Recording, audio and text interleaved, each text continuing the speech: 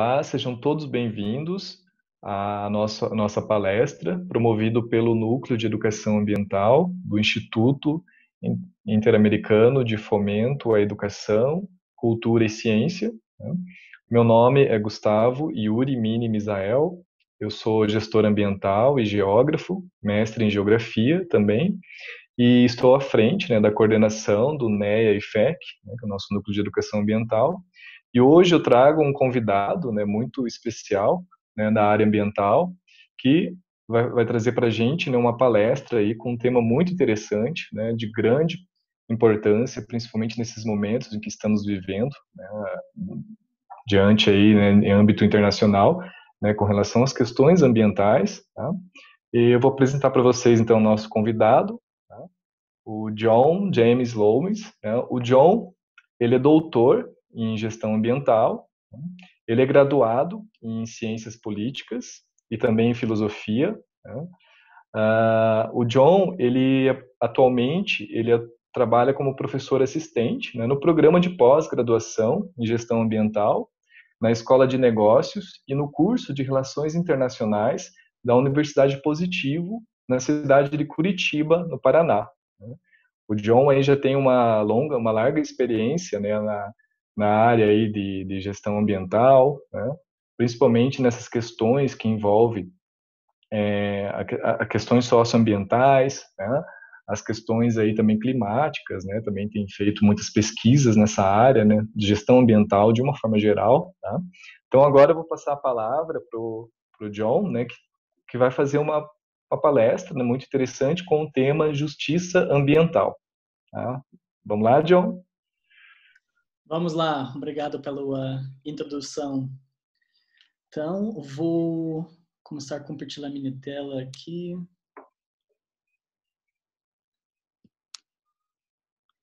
Então, sim, o assunto hoje é justiça ambiental.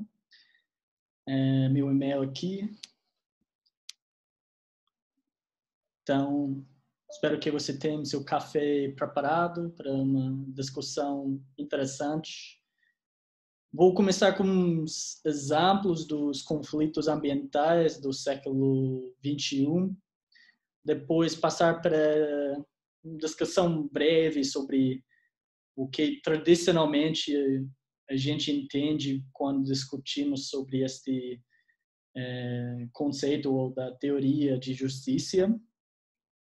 Depois apresentar a justiça ambiental, suas origens e alguns desafios os assuntos que estão discutidos, e depois este assunto aqui no Brasil, este movimento aqui no Brasil, e daí algumas conclusões para fechar essa discussão e volto a discutir algumas coisas contigo, Gustavo. Então, os conflitos ambientais e o século XXI,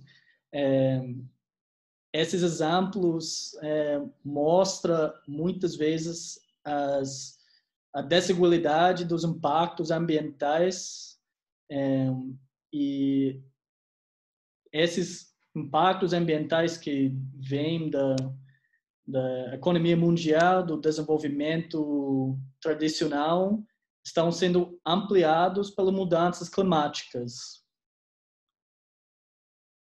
Então, vemos aqui umas imagens sérias, gráficas, e se você conseguir entender onde está acontecendo esses eventos aqui, essas imagens, é da guerra civil na Síria, né, que está chegando, difícil acreditar, mas está chegando quase 10 anos, essa guerra civil. Então, em 2011, tivemos o Primavera Árabe, que aconteceu pela região inteira contra muitos governos autocráticos, né, muito repressivas, opressivas. Mas um dos fatores que contribuiu, porque muitos desses fatores, a opressão do governo, a opressão de minoridades, esses conflitos entre essas diferentes comunidades religiosas, estava lá faz um tempo, mas um acelerador que ajudou a iniciar estas revoluções e essas guerras foi devido às mudanças climáticas. Então, 2011 tivemos a Primavera Árabe, né? Mas se voltarmos um pouco mais tempo, 2007 teve a pior seca na história da Síria, e essa seca deslocou 1 milhão de pessoas. Então, se olharmos aqui embaixo, este mapa aqui mostra o mar de Mediterrâneo e as regiões coloradas vermelhas onde está acontecendo mais seca, né? Menos precipitação. E você pode ver que o Síria aqui no leste do mar é uma região que está sendo impactado fortemente.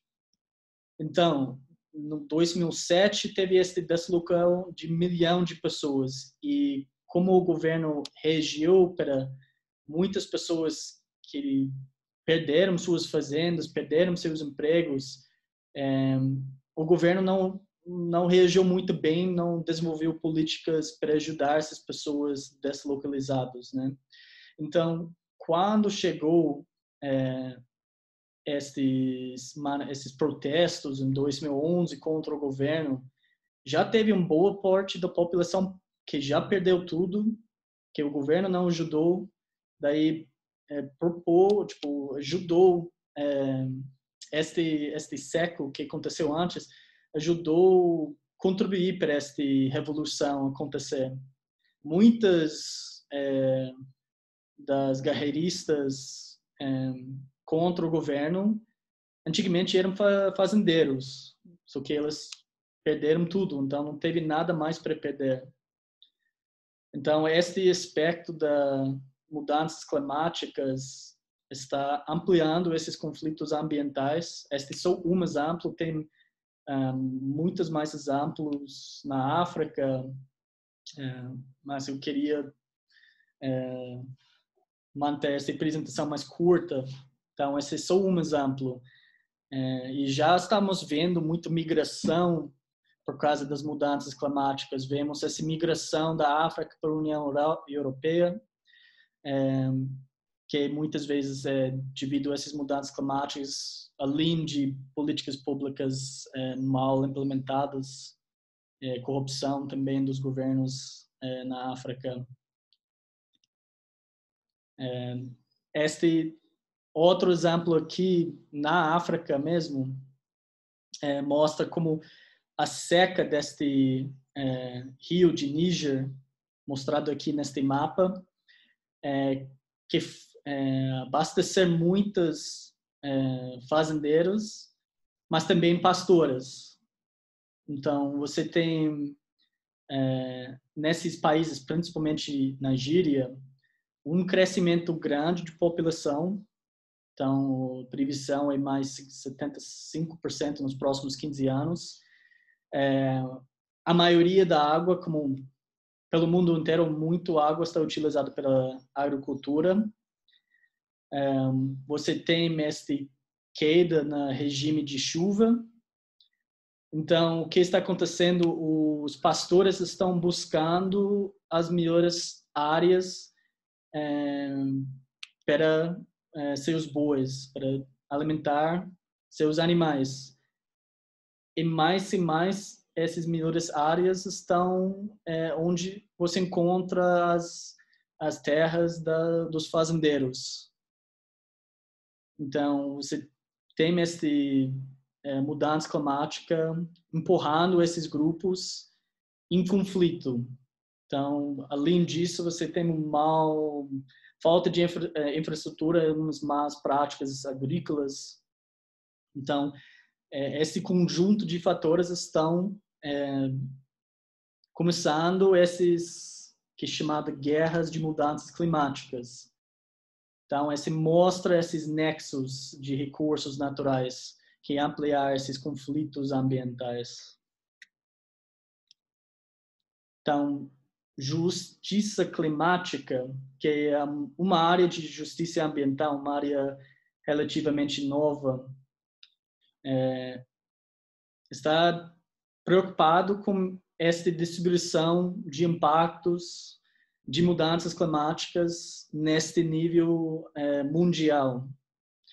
Este mapa na direito aqui mostra este conceito de Global Norte e o Global Sul, né?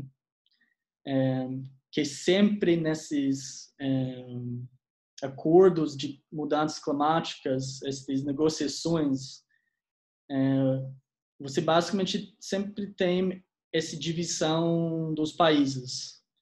Tem o Global Norte, representado pelos Estados Unidos, Canadá, os países europeus, Japão, Austrália, e o Global Sul, né? Pelos países da África, China, Índia, Brasil, outros países da América do Sul, do Central. E muitas vezes esta discussão sobre responsabilidade, né? Que tem os países, entre aspas, em desenvolvimento, representado pelo o Global Sul, e os países desenvolvidos, entre aspas, representado pelo Global Norte, né? E se mostrarmos emissões de carbono, vemos agora que a China já passou os Estados Unidos, Índia também está crescendo fortemente, enquanto os países do Global Norte estão diminuindo.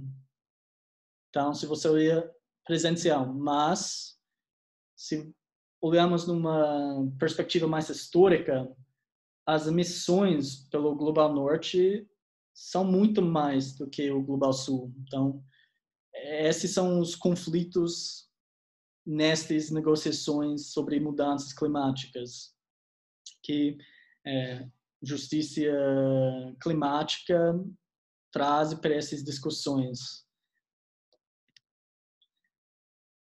Mas voltando um pouco mais na teoria, muitas vezes quando discutimos justiça, seja dos filósofos gregos ou os teoristas mais recentes, muitas vezes temos esses conceitos muito abstratos sobre liberdade, poucas vezes encontra discussões sobre justiça coletiva, mas o que justiça ambiental traz para essas discussões é o fato que a própria justiça depende de um conjunto estável e previsível de condições ambientais. Ou seja, sem o próprio recursos naturais em um estado que pode ser acessível para as populações, é impossível ter uma noção de justiça para essas populações. Ou, pelo contrário, se você tem muitos danos ambientais negativos sobre só algumas populações, esta distribuição de danos ambientais não é uma forma justa. Então, justiça ambiental está preocupado com essas questões. O Robert Bullard é considerado um dos primeiros teoristas, um dos primeiros que apresentou esta ideia de justiça ambiental, que antigamente foi mais conhecido como racista ambiental. E ele é americano, ele foi famoso por causa de um caso que chegou o Tribunal Supremo lá, que estava preocupado com os novos zoneamentos urbanos de uma cidade na Louisiana, sobre os impactos de localização de lixões e outras fábricas que trazeram danos ambientais que estavam sendo sempre localizados em comunidades negras americanas. E, infelizmente, esta citação dele ainda serve muito bem até hoje nos Estados Unidos. Muitas vezes, o código postal e a raça são os melhores indicadores de saúde e bem-estar. Então, o justiça ambiental, que tem muito a ver com ecologia política, o justiça ambiental é mais focado neste movimento, este ativismo para tentar influenciar políticas públicas. Ecologia política, que tem uma origem mais no sul global, tem uma crítica mais filosófica sobre a economia mundial e essas ligações de escala do nível local com o nível global, como os fatores de globalização impactam as populações na escala local. Então, hoje o foco é justiça ambiental. Então, primeiro, temos que entender que uma externalidade pode ser positivo ou negativo. Muitas vezes estamos focados nas externalidades negativas, né? E um exemplo aqui são essas emissões de uma fábrica, né?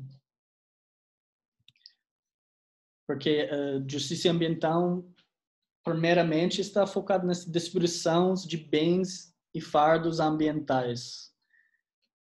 Então, uma definição de justiça ambiental é o tratamento justo e o envolvimento significativo de todas as pessoas, independente de raça, cor, nacionalidade ou renda, com relação ao desenvolvimento, implementação, aplicação de leis, regulamentos e políticas ambientais. Então, é não somente essa descrição, mas também o envolvimento dessas comunidades que tradicionalmente estão excluídas desses centros de poder político. Então, uma definição contínua. Esse objetivo será alcançado quando todos gostaram de o mesmo grau de proteção contra riscos ambientais e de saúde e acesso igual ao processo de tomada de decisão para ter um ambiente saudável, para viver, aprender e trabalhar. Então, tem esses dois aspectos, né? Que muitas vezes as políticas públicas, não muitas vezes, todas as vezes, elas refletem interesses e valores e objetivos de uma sociedade. Então, o fato que temos políticas públicas ambientais reflete nossa preocupação com o meio ambiente. Este é um valor que temos que está inserido nessas políticas públicas. Então, muitas vezes, discussões sobre políticas públicas é para tirar os políticos, para deixar elas mais, entre aspas, objetivos. Mas isso é impossível. Qualquer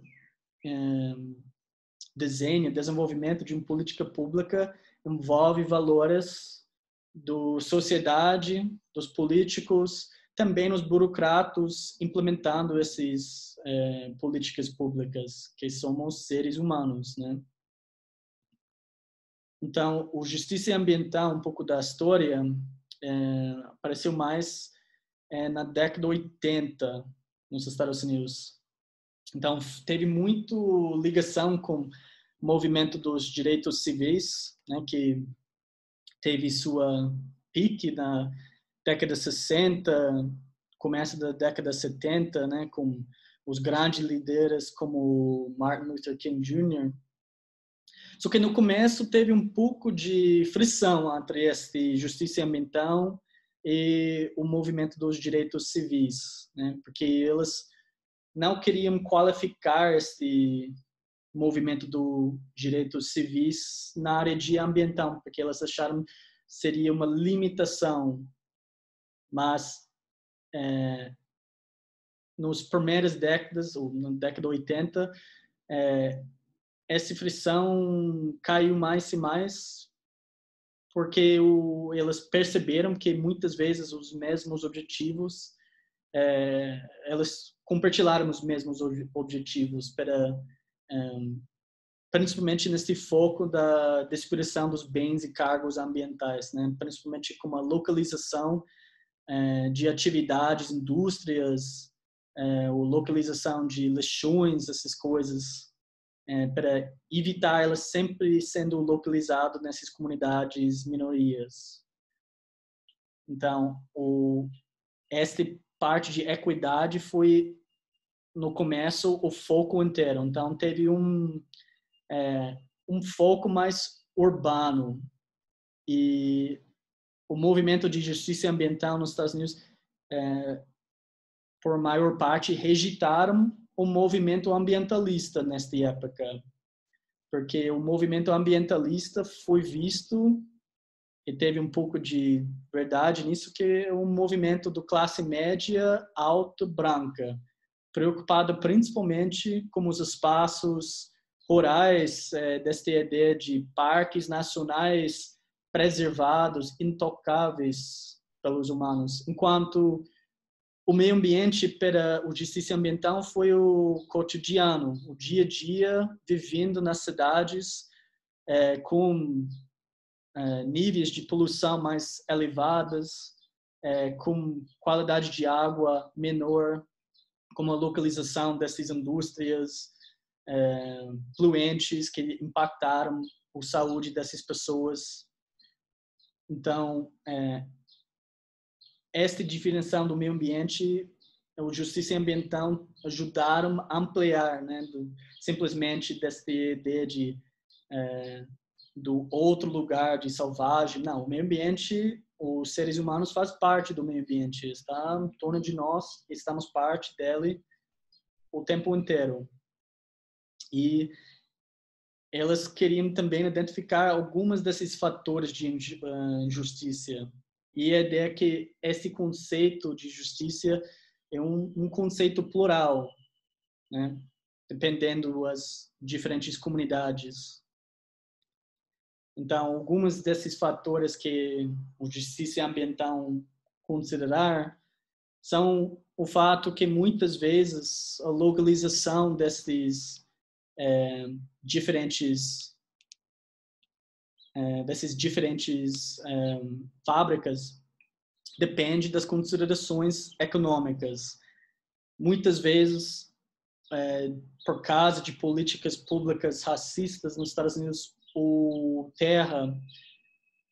as áreas, principalmente com comunidades negras, era valorizado menor. Então, se você está construindo uma nova fábrica, você acha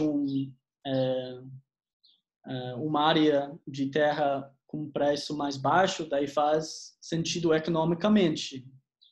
Mesmo esta valorização pode ser errado por causa desses fatores mais racistas.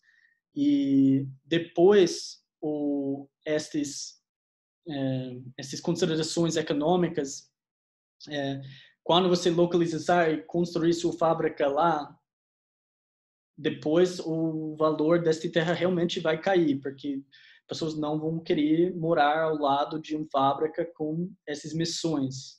Então, é tipo um ciclo que começar a se realizar.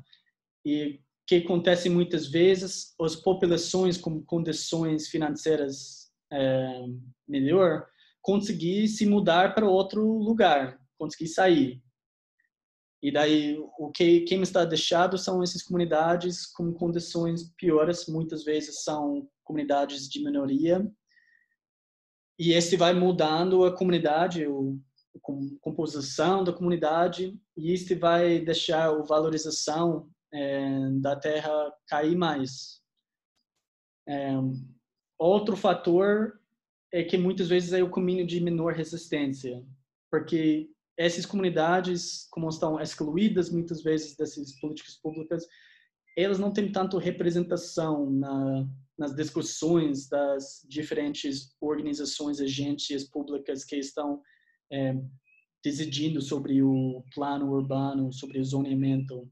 Então, esse conceito é conhecido como NIMBY em inglês, Not in My Backyard, porque os bairros, as comunidades, normalmente as comunidades brancas nos Estados Unidos, elas têm os recursos e influência nos políticos, no governo, para resistir. Elas falam, not in my backyard, não no meu jardim, né? Não quero aqui, colocar em outro lugar, não me importa onde.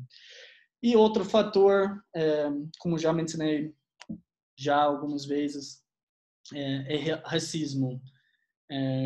Que os Estados Unidos têm uma história forte com este problema, continua até hoje, mas antigamente foi mais forte em termos de zoneamento, também em termos de crédito disponível para comunidades minorias. Então, o justiça ambiental quer aprender, quer abrir este conceito de justiça, incluir equidade, né, para os benefícios e os danos, né, mas ser reconhecido como comunidades de valor na sociedade, participar na criação, nas tomadas de decisão sobre essas políticas públicas e ajudar na capacidade de comunidades. Este aspecto de justiça ambiental muitas vezes é faltando nossas ideias clássicas de justiça. Esta ideia de a importância da coletiva, da comunidade, porque como somos seres sociais e criamos essas ligações, dependemos das nossas comunidades, até conhecido hoje como capital social, né? Temos o capital humano, né? O conhecimento, educação, bem-estar, o indivíduo, e o capital social, né? Ou infraestrutura social, as ligações entre as pessoas e famílias, né? Que criar essa capacidade de trabalhar, viver melhor. Com o tempo, a justiça ambiental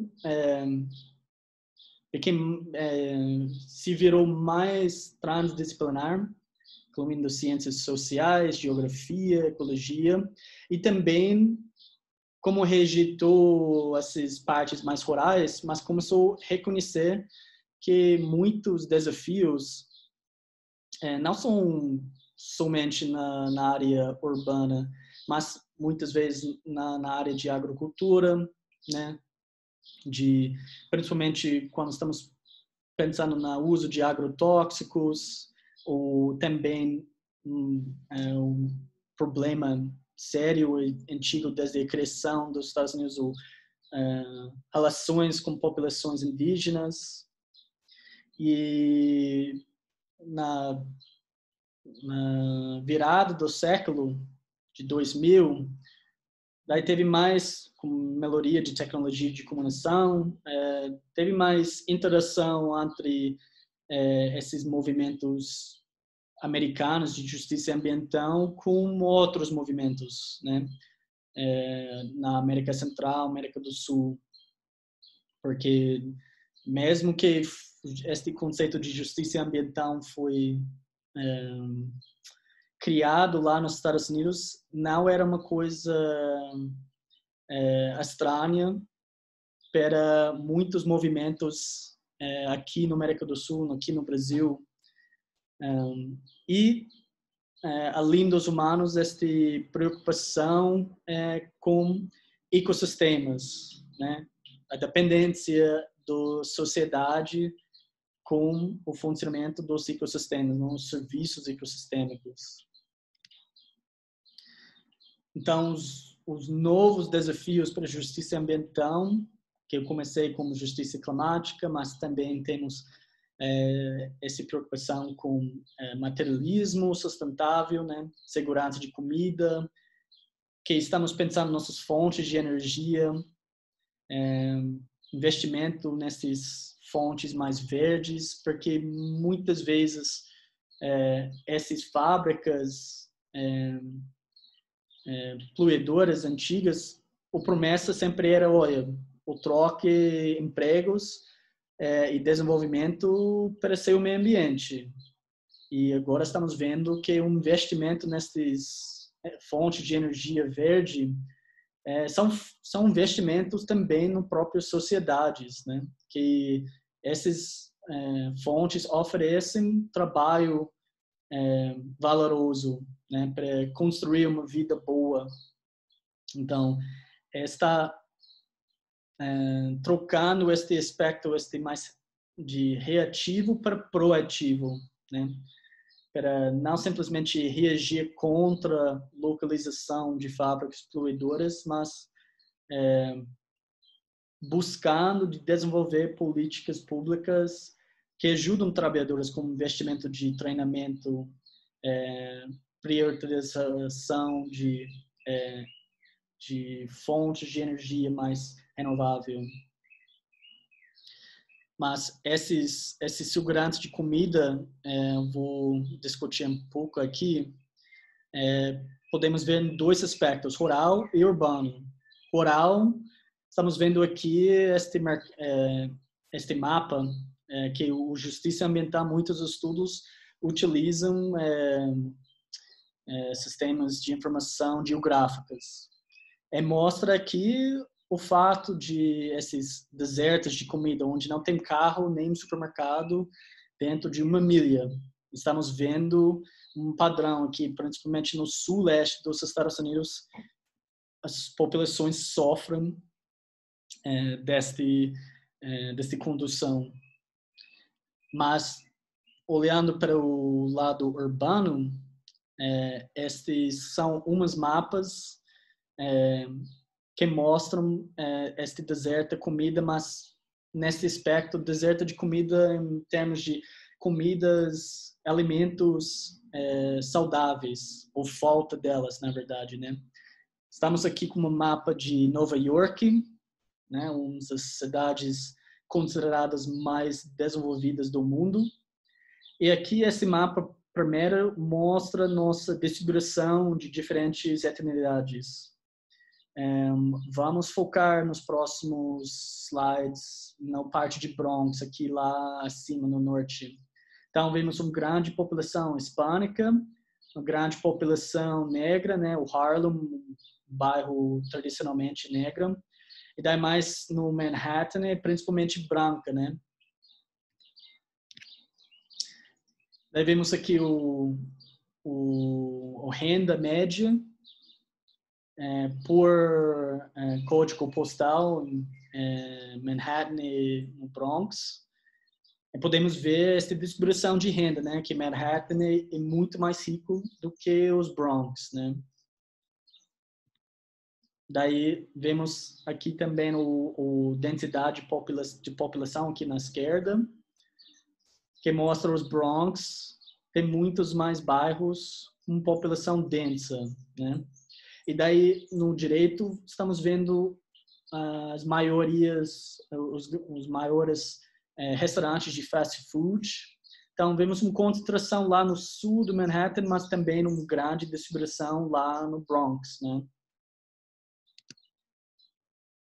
E o mapa à esquerda, mais uma vez, essa densidade desses diferentes restaurantes. Então, vemos algumas densidades em alguns bairros no Manhattan, mas uma densidade média ali nos Bronx. E daí, na direito, vemos aqui a população de maioridade com diabetes, né, num estado ruim.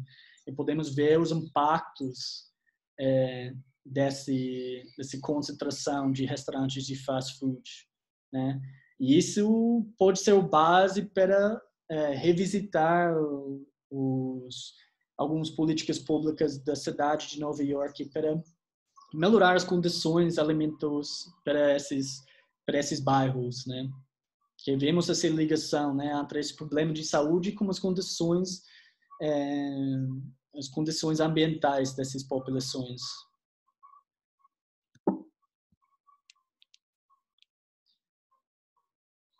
Então, umas propostas de justiça ambiental e esta ligação entre indivíduos e comunidades, né?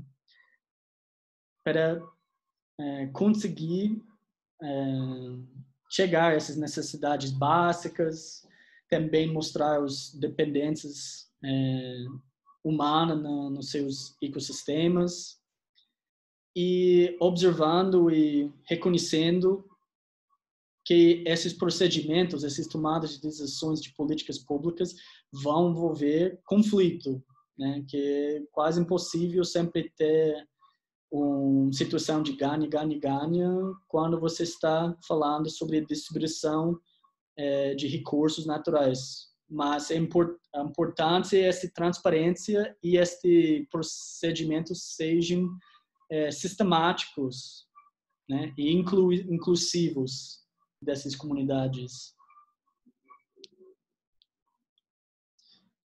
Agora, virando para o quarto assunto desta apresentação, justiça ambiental no Brasil. Como falei, não é um conceito novo para os brasileiros. Até é um pouco interessante um americano aqui falando para os brasileiros sobre justiça ambiental no Brasil. Além disso, um americano branco. Então, eu sempre, nessas discussões, eu sempre estou muito consciente desses fatores.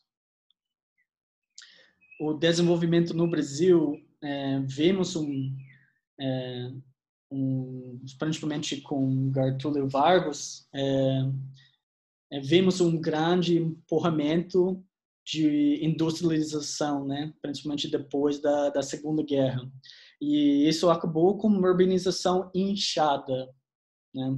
Que você tem grandes migrações para os centros urbanos, né? O São Paulo, o Rio, e não teve a capacidade dessas cidades para esses novos hábitos. Então, esse acabou nesse crescimento, essa criação de favelas onde falta de saneamento, muitas vezes as áreas em torno nas regiões metropolitanas dessas cidades, que são áreas de indústrias, você tem condições ambientais altamente fluentes. Então, você tem uma depleção desses ecossistemas. Então, você tem esse grande rush, né, para esses centros urbanos.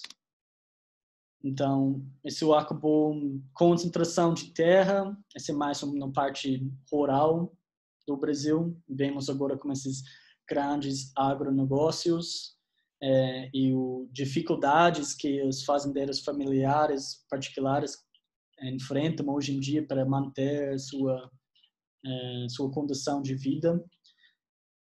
Teve uma negação de políticas sociais, estamos falando em geral, durante esses 50 anos.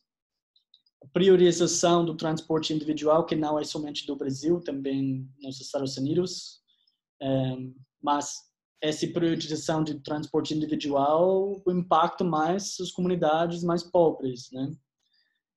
E você tem essa tendência de uma classe política mais anarquia. Então, fica brigando entre si para controle do poder político, enquanto estão negando essas políticas sociais e esse desenvolvimento mais balançado, né? O sistema de justiça é lento e inacessível para a maioria da população. Vemos casos que continuam sendo discutidos nos tribunais por mais do que umas décadas, mas esses são quando as pessoas têm fontes ou recursos financeiros maiores para continuar essas discussões, esses processos no tribunais. E o dependente de boom e bust, né? Um desafio para a economia brasileira é essa dependência nos commodities, né? E esses commodities são muito dependentes de ciclos de boom e bust na economia mundial, né? E esses boom e bust vai impactando o país inteiro, que eu não preciso explicar muito aqui. Acho que um americano explicando isso para vocês não é meio redundante. Mas esse tipo de desenvolvimento leva a uns grandes problemas ambientais para o Brasil. Que o Brasil, hoje em dia, se não me engano, acho que é o terceiro país do mundo com os mais conflitos ambientais. E o pôster, o outdoor mais famoso que o mundo conhece é a Amazônia, né? Os conflitos ambientais, os problemas ambientais na área de Amazônia, mas é óbvio que tem, como eu mencionei, como esta história de desenvolvimento, conflitos ambientais além da área de Amazônia. Mas os impactos para o mundo e também para o próprio país, para o agronegócios aqui, né? Esses desmatamento de Amazônia está começando a sendo sentido no país inteiro, né? Impactando o regime das chuvas, né? Impactando o que é conhecido como esse rio no ar que vem da Amazônia para o sul, o central e o sul do Brasil. Então, muitas vezes, esta extração de recursos naturais na Amazônia vem para fazer essas extrações como promessa de desenvolvimento da área, deslocalizar muitas populações, elas ficam dependentes essas atividades, se elas conseguem trabalhar, e vai poluindo seu entorno, né? É um grande fator neste desmatamento da Amazônia é a expansão da agricultura industrial, né? Tanto da soja, tanto do boi. O parte do Nordeste, que é uma das regiões mais pobres desse país, continua sendo impactado pelas mudanças climáticas. Então, vemos essa desertificação na região Nordeste do aqui. Poluição de corpos hídricos continua um problema grande, principalmente aqui no sul, no sudeste. Temos riscos das usinas nucleares em torno dos Angra dos Reis. Vemos um problema sério aqui no Paraná, essa substituição de aves nativas da Mata Atlântica, que não produzem os mesmos serviços ecossistêmicos como o mata nativo. Então, os problemas ambientais, os conflitos que esses envolvem, são vários, né, além da Amazônia. Então, como eu falei, a justiça ambiental não é um conceito novo aqui no Brasil, nos outros países da América Latina. Mas o movimento ambientalista sempre teve essa conexão mais forte aqui no Brasil, comparado com os Estados Unidos, uma conexão com movimentos sociais, né? E vimos na Conferência do Rio, em 1992, e pouco depois, na década de 90, esta divisão no movimento ambientalista aqui no Brasil, né, entre o que é considerado o técnico e o militante, né? Os técnicos se viram mais profissionais, começar esse processo de instituição, consultoria, elas queriam atuar dentro do sistema político, né? Avisar, influenciar políticas públicas, decisões para considerar mais aspectos ambientais, enquanto a divisão militante, considerado mais informal, queria mais conflito, mas contra este sistema. Teve uma crítica mais filosófica contra o sistema de desenvolvimento do Brasil, né? Quanto o técnico queria atuar dentro desse sistema, o militante regiu esse sistema inteiro. Então, você tem essa divisão entre esses ambientalistas. Não estou falando que eles não trabalham juntos, mas tipo duas visões sobre o papel destes movimentos. E em 2001 surgiu esta rede brasileira de justiça ambiental, uma rede formal de vários ONGs e atores que queria levar este conceito mais fortemente aqui no Brasil. E eles têm esses 4 princípios que são bem parecidos com os princípios que discuti com justiça ambiental americana, né? O primeiro é considerar esse aspecto de equidade, de distribuição de bens e fardos ambientais, né? Esse aspecto de o acesso também é importante. E muitos desses princípios estão incluídos na própria Constituição, né, do país. A parte de participação nas políticas públicas, né, e essa ideia do parte coletivo, né. Mas esse último aspecto também leva crítica um pouco mais filosófico, né, contra esse sistema de desenvolvimento que conhecemos hoje aqui no Brasil. Então, chegando no final dessa discussão,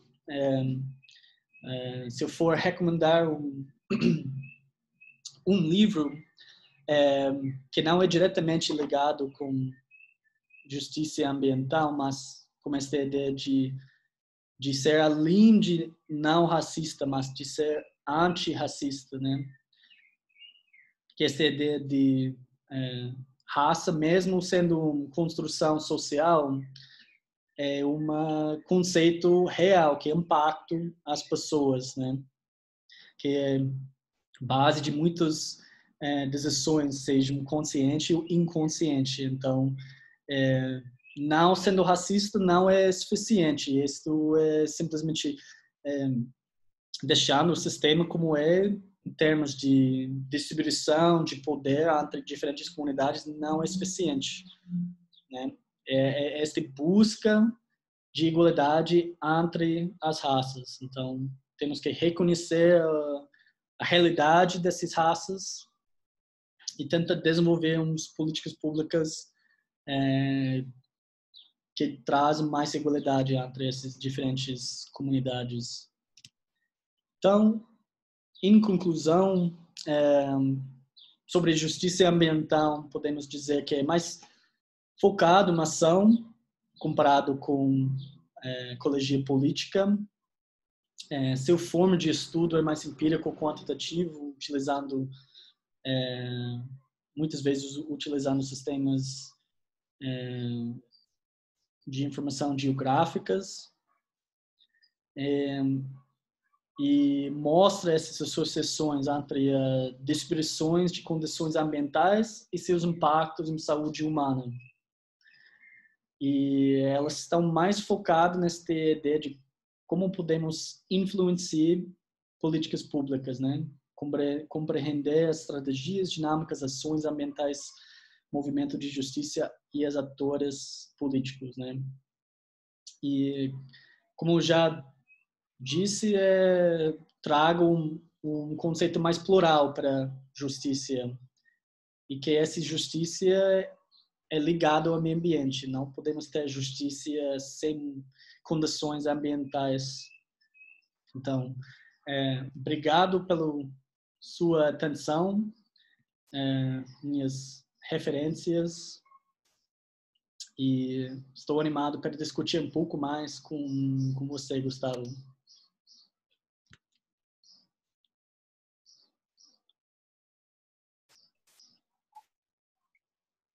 Ótimo, John, ótimas colocações, parabéns, né? São temáticas que cada dia mais assim crescem, né? As discussões na nossa sociedade, não só na sociedade brasileira, mas internacional, né?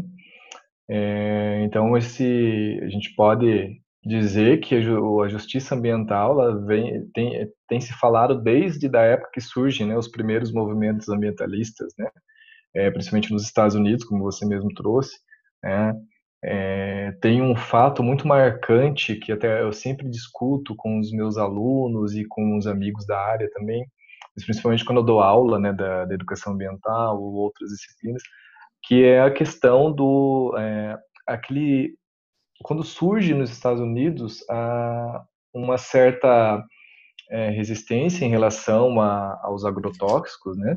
E aí existe não, a Raquel Carson, né, uma ambientalista, né, escritora, ela publicou o livro Primavera Silenciosa, né, que trouxe aí grandes reflexões, né, a nível mundial, inclusive aqui no Brasil, né, muitos intelectuais passaram a analisar muito essa obra e a trazer essas discussões, né, porque o que estava acontecendo, né, o alto grau de poluição, né, não só dos agrotóxicos, mas a questão industrial também, estava afetando demais, de forma demasiada, a população, né, norte-americana em algumas regiões, né? Não sei se você chegou a ver alguma síntese ou leu o livro, né? Então é muito interessante, que faz uma abordagem que até hoje está muito pertinente, né? Essa Sim, abordagem do livro Silent Spring, né? foi Primavera esse Silenciosa. livro, além de uns acidentes, é, nos rios Vazamento, no Ohio, onde os rios Ohio, né? próprios Uhum. pegou fogo. Daí, tipo, isso foi no Uhum. começo da década de 60, né? Exato. Rachel Uhum. Carson, né? Que realmente é, começou o movimento ambientalista moderno lá nos Estados Unidos. Uhum. Isso. Então, e aí surge também os hippies, né? O movimento hippie, eles trazem como uma das filosofias de vida dele essa questão, né, da ecologia, de prezar pelo habitat natural, né, de trazer essas reflexões também. Mas a partir então do momento, né, que surgem essas discussões começam a ficar mais acirradas, se torna um pouco mais global, surgem então as conferências mundiais, né? Então, somente lá no ano de 72 é que surge a primeira conferência, né, da ONU, promovida pela ONU, que foi a Conferência de Estocolmo, né, Uhum. no ano de 72, que reuniram vários chefes, né, de governos, inclusive o Brasil participou também, né, eu não lembro a quantidade de governos, mas foi em torno aí de 160, 170 governos, mais ou menos, né, e aí passaram. Então, a partir desse momento, essa discussão cresce ainda mais e traz, né, também essa reflexão e até mesmo para os países, né, não somente para os países que estavam poluindo, mas também para os países subdesenvolvidos, né, trazendo. Então, essa justiça ambiental está totalmente incluída já nesses eventos, né, nessas discussões, porque um dos princípios, um dos objetivos era fazer com que os países desenvolvidos, né, fornecessem recursos ou ajuda para os países em desenvolvimento, né, através de tecnologias mais limpas, né, através de métodos e medidas de prevenção, né, de poluição, né, que trouxesse essa inclusão, né. Então, os eventos sempre tiveram como um desses objetivos essa justiça ambiental que fosse de forma cooperativa, né, de cooperação, né. Aí a gente tem no Brasil em 92, né, a Eco 92 ou o Rio 92, né. Na época eu lembro vagamente assim de ter visto algo, mas eu era criança, né, Uhum. mas eu lembro que estava estampado em todas as revistas e manchetes de jornais, né, durante o mês de junho de 92, né, que falava muito dessas questões, porque ainda mais porque o Rio de Janeiro, o Brasil, sediando um evento da ONU, né, um evento ambiental, o primeiro, né, da história do Brasil, né, que eu creio que foi até mais forte do que aquele de 72, 20 anos antes, né? Sim, Então trouxe, né, foi na época do governo do Fernando Collor, né, então foi muito assim bem recebido esse evento e trouxeram novamente esses aspectos da justiça ambiental em discussão, né, e até mesmo frisaram novamente essa questão da responsabilidade dos países desenvolvidos para com os países em desenvolvimento, né, a questão de formular políticas de inclusão, né, sim. a redução das desigualdades, né? Então a gente tem aí exemplos. E aí em 2012 ocorre novamente no Rio de Janeiro, né, a Rio Mais 20, né? Esse eu participei, estive lá, né, os 12 dias do evento, né, estive participando da Cúpula dos Povos, que era um evento, né, associado a Rio+20, porque a Rio+20 só entrava lá na plenária quem era chefe de Estado ou secretário de governo, né? Mas nós, né, cidadãos assim, não dessa área, né, governamental, nós estávamos ali na Cúpula dos Povos. E qual era o tema principal da Cúpula dos Povos? Justiça ambiental, né? Uhum. Então, a gente pôde acompanhar, eu estive em muitas discussões, muitas palestras, muitas oficinas que traziam todos esses temas que você trouxe aí para a gente, né? De forma que a gente não era somente um palestrante que estava ali falando, mas eram as próprias comunidades que estavam ali, né? No evento aconteceu ali no Aterro do Flamengo, né? Aqui, lá no Rio de Janeiro, e as comunidades vieram ali falar, né? As pessoas puderam ouvir a voz real, né, de quem estava sofrendo essas injustiças, né? Eu me Uhum. lembro muito bem do pessoal de alguns grupos indígenas, como por exemplo os Chavantes, né, que estavam passando por alguns problemas lá de obras que estavam interferindo na questão do habitat deles, né? As discussões também de Belo Monte, né, que na época estavam bem alta, né, da usina hidrelétrica de Belo Monte, justamente porque essa influência, né, que grandes obras e empreendimentos ou até mesmo algum tipo de política que ela não visa a inclusão, né? Muitas vezes algumas políticas ou alguns, né, ela visa a apropriação, né?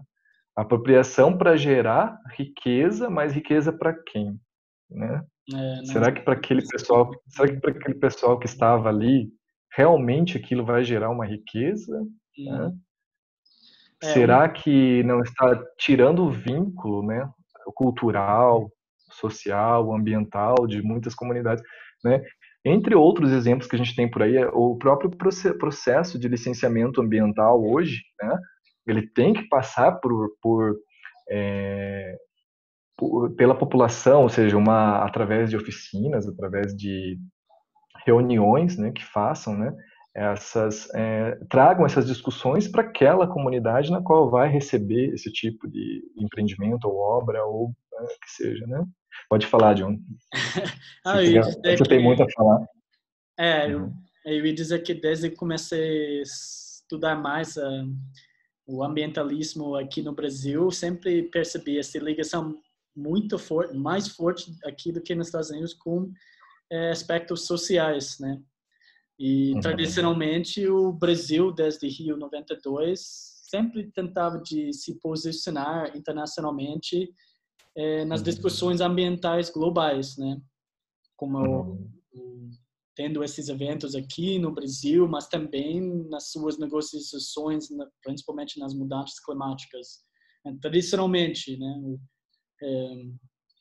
Recentemente está mudando um pouco, mas eu percebi isso desde sempre, essa ligação, né, com movimentos sociais e esse aspecto que Uhum. você não pode separar as questões ambientais aqui do que das questões sociais, né, como Uhum. exemplos que você já estava falando. Uhum.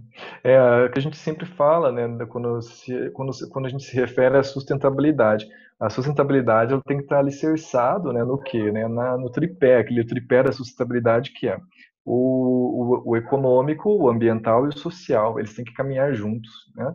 Não Hum, adianta eu querer promover um projeto econômico, né, se eu não penso nos impactos sociais e ambientais que esse projeto vai ter, né? uhum, Ou até mesmo um projeto, uma atividade, um projeto ambiental e não pensar que benefícios sociais e até mesmo econômicos esse projeto ou essa ação ou essa atividade pode trazer, né? Então, a sociedade ela tem que ter uma mentalidade um pouco mais aberta, né, para essas questões, né, que não pensar muito em caixinhas, né, isolados. Quando a gente fala da questão ambiental, tem que ser de forma interdisciplinar ou transdisciplinar, né? uhum, Tem que envolver pessoas de diversas opiniões, de diversas formações, né, de diversas culturas, né? E a justiça ambiental justamente tem isso, né? Essa questão da inclusão, né? Indiferente da cultura, né? Da raça, né? Da etnia, da classe social, né, da faixa etária, né? Muitas vezes a dificuldade também no integrar esse conhecimento tradicional, né? Porque tem muitas comunidades Exato. aqui no Brasil que tem um conhecimento de gerações da própria Uhum, ambiente delas, né? Que às vezes é uhum, difícil entregar quando você está fazendo esses estudos ambientais para informar uma decisão sobre um projeto ou política. É difícil às vezes entregar o conhecimento, o que a gente chama científico, como conhecimento uhum, tradicional, que muitas vezes é muito rica uhum, em detalhes do próprio meio ambiente. Só uhum, que muitas exato. vezes nossas políticas públicas privilegiar este conhecimento científico como único conhecimento e negar Uhum, muitas vezes esse conhecimento tradicional que tem muito a oferecer quando estamos pensando em um desenvolvimento mais sustentável para as comunidades em si, né, que uhum, moram lá.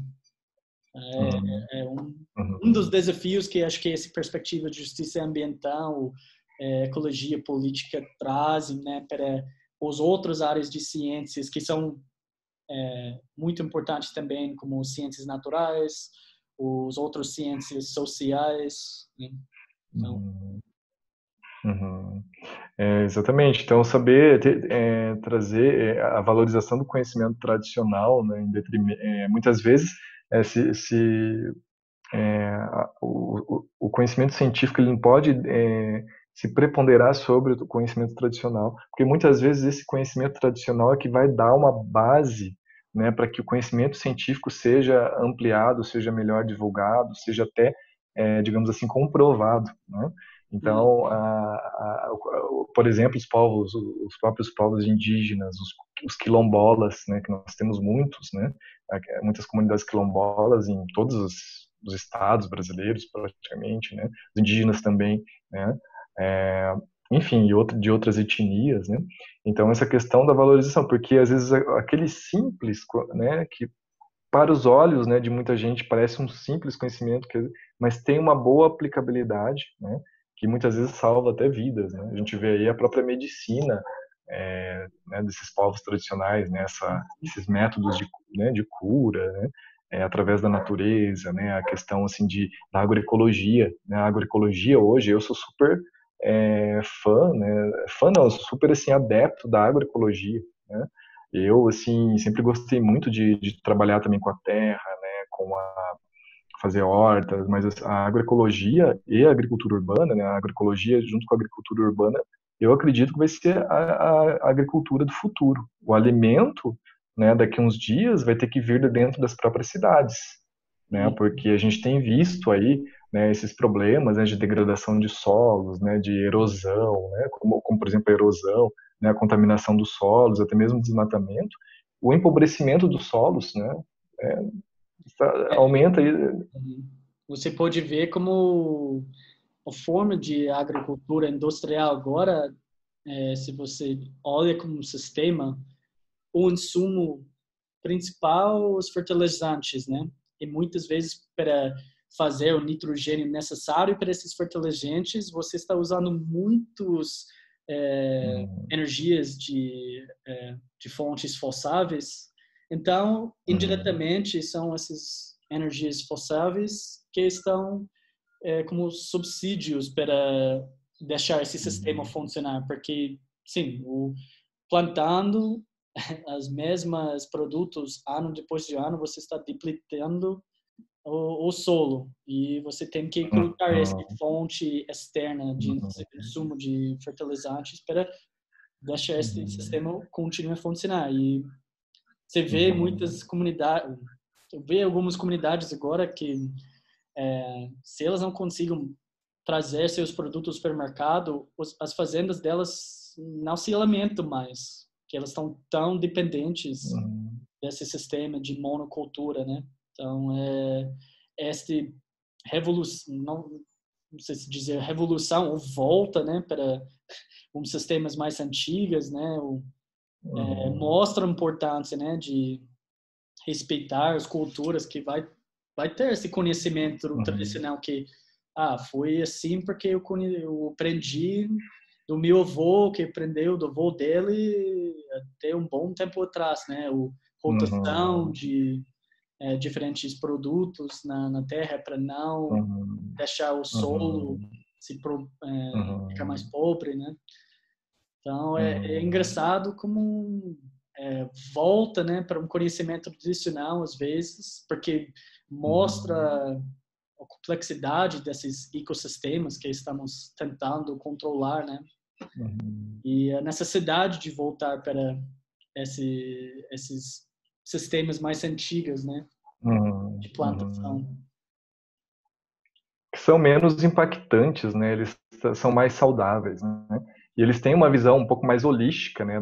Dessa relação, né? De todos os elementos da natureza e o homem como parte dele. Uhum. Então, eu acho que quando a gente pensa em meio ambiente, a gente não pode pensar, como ainda acontece, muitas pessoas têm esse pensamento, que o meio ambiente são elementos isolados.